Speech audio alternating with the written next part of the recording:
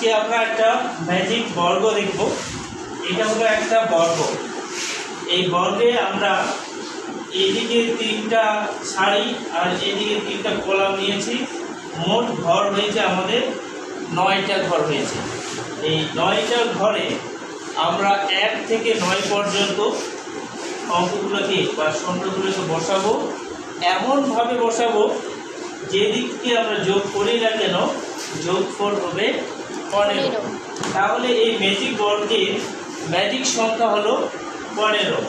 Magic সংখ্যা, আর magic সংখ্যা আমরা লিখে রাখি। ম্যাজিক সংখ্যা, ম্যাজিক সংখ্যা 15। আর এইটা হলো 3/3 ম্যাজিক বর্গ। মানে যেহেতু এদিকে 3টা আর এদিকে 3টা, মোট 9টা ঘর পাচ্ছি। এরকম ম্যাজিক বর্গ 4 ক্রমের হতে পারে।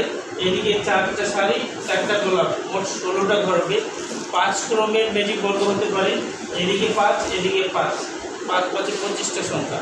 তাহলে আমরা 3 ক্রমের ম্যাজিক বর্গ আজকে পূরণ করব।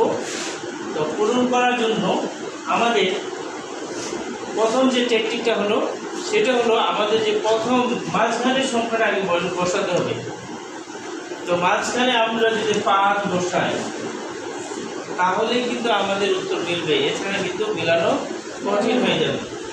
এরপরে আমরা এই কোনার ঘরগুলো বসাবো। এইখানে বসাই আমরা 2 4 বসাইলাম, 2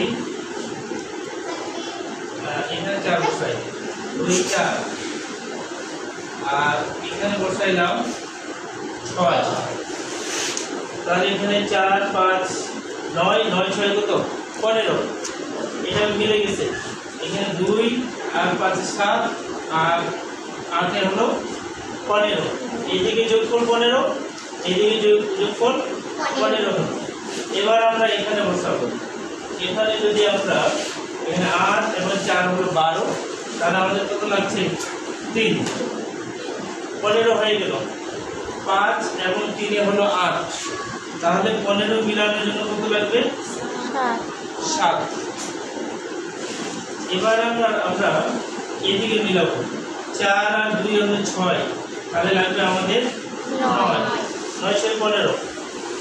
এইদিকে হলো 8 আর 6 14, আর একে 15। এবার আমরা যে কোনো দিকেই যোগ করি না কেন সব দিকে যোগফল কত হবে 15।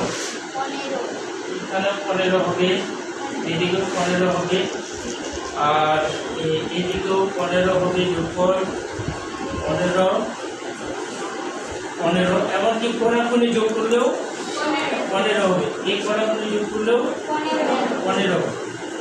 এটাই ছিল যে আমাদের ম্যাজিক বর্গ। অনেক মজা, তাই না? এইভাবে আমরা, এটা হলো 3 ক্রমের ম্যাজিক বর্গ। এরপরে আমরা 4 ক্রমের 5 ক্রমের ম্যাজিক বর্গ কীভাবে পূরণ করবো সেটাও দেখব।